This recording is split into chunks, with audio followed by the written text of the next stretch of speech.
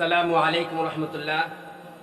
আলহামদুলিল্লাহ আলহামদুলিল্লাহ নাহমাদুহু ওয়া নাস্তাঈনুহু ওয়া নাস্তাগফিরুহু ওয়া নাউযু বিল্লাহি মিন শুরুরি আনফুসিনা মান ইয়াহদিহিল্লাহু ফালা মুদিল্লা লাহু। সম্মানিত দ্বীনী ভাই ও বোনেরা, আজকে আলোচনা করব ওযু ভঙ্গের কারণ 7টি। এই সম্পর্কে আজকে আলোচনা করব। 7টি কারণ যার মধ্যে পাওয়া যাবে তার ওযু ভেঙে যাবে। আর ওযু ছাড়া নামাজ হবে না, ওযু ছাড়া কোরআনকে ধরা যাবে না, ওযু ছাড়া আল্লাহ তাআলা অনেক ইবাদত করা যাবে না। এই জন্য 7টি কারণ জানা থাকা প্রত্যেক মুসলমানের জন্য জরুরি। 7টি বিষয় যারা পারি আলহামদুলিল্লাহ, আর 7টি যারা না পারি, 7টি বিষয় যাদের জানা নাই তারা শিখে ফেলবো। শিখে জানা থাকা প্রত্যেকের জন্য জরুরি। 7টির মধ্যে একটি হলো, প্রথমটি হলো প্রস্রাব বা পায়খানার রাস্তা দিয়ে কোনো কিছু বের হওয়া। প্রস্রাবের রাস্তা দিয়ে যদি প্রস্রাব বের হয়, অত অন্য কিছু বের হয়, অত পায়খানার রাস্তা দিয়ে বাতাস অথবা পায়খানা বের হয়, অত অন্য কোনো কিছু বের হয়, তাহলে ওযু ভেঙে যাবে। 2 নম্বর হলো মুখ ভরিয়ে বমি করা।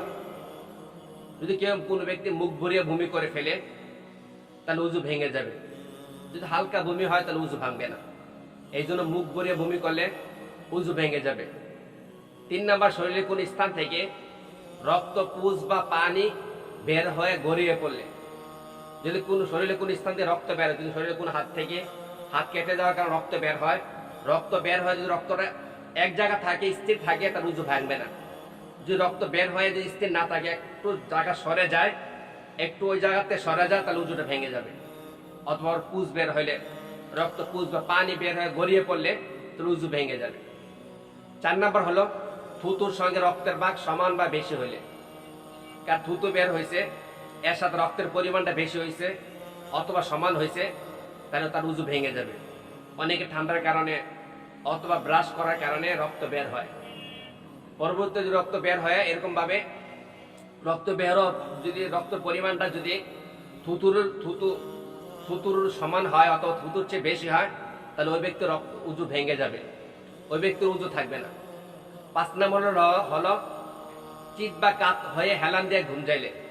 যদি কোনো কিছুর সাথে হেলান দিয়ে ঘুম যায়, যদি কোনো ব্যক্তি চেয়ারের সাথে হেলান দিয়ে অথবা কোনো কিছুর সাথে হেলান দিয়ে অথবা হাত দ্বারা হেলান দিয়ে যদি ঘুম যায় এভাবে, তাহলে তার ওযুটা ভেঙে যাবে। এই জন্য কোনো কিছু হেলান দিয়ে যদি ঘুমায় যায় তাহলে ওযু ভাঙবে না বা ভেঙে যাবে। আর যদি হেলান ছাড়া ঘুমায় তাহলে ওযু থাকবে, ওযু ভাঙবে না। 6 নম্বর হলো পাগল, মাতাল, অচেতন হইলে। কেউ কোনো ব্যক্তি পাগল হয়ে গেলে ওযু ভেঙে যাবে, অথবা মাতাল হয়ে গেলে, কোনো কিছু খাওয়ার পর যদি মাতাল হয়ে যায় তাহলে ওযু ভেঙে যাবে, অথবা অচেতন হয়ে গেলে মানে অজ্ঞান হয়ে গেলে ওই ব্যক্তি ওযু ভেঙে যাবে। 6 নাম্বার হলো পাগল, মাতাল, অচেতন হইলে, মানে এগুলো 3টা কারণ পাওয়া গেলে তাহলে ওযু ভেঙে যাবে। 7 নম্বর হলো নামাজ উচ্চ সুরে হাসলে। কোনো ব্যক্তি যদি নামাজ উচ্চ সুরে হাসে, যদি কোনো বালেগ ব্যক্তি নামাজ উচ্চ সুরে হাসে, তাহলে তার ওযুটা ভেঙে যাবে, তার নামাজও ভেঙে যাবে। এই জন্য এই 7টি কারণ যার মধ্যে পাওয়া যাবে তার ওযু থাকবে না। এই 7টি কারণ আমাদের প্রত্যেকে শিক্ষা জরুরি, এবং আমরা নিজে শিখি এবং প্রত্যেক মানুষকে দাওয়াত দিই, এবং আল্লাহ পাক রব্বুল আলামিন আমাদেরকে এই 7টি বিষয়ে শিক্ষা এবং আমল করার তৌফিক দান করুন। ওয়া মা তাওফিক ইল্লা বিল্লাহ।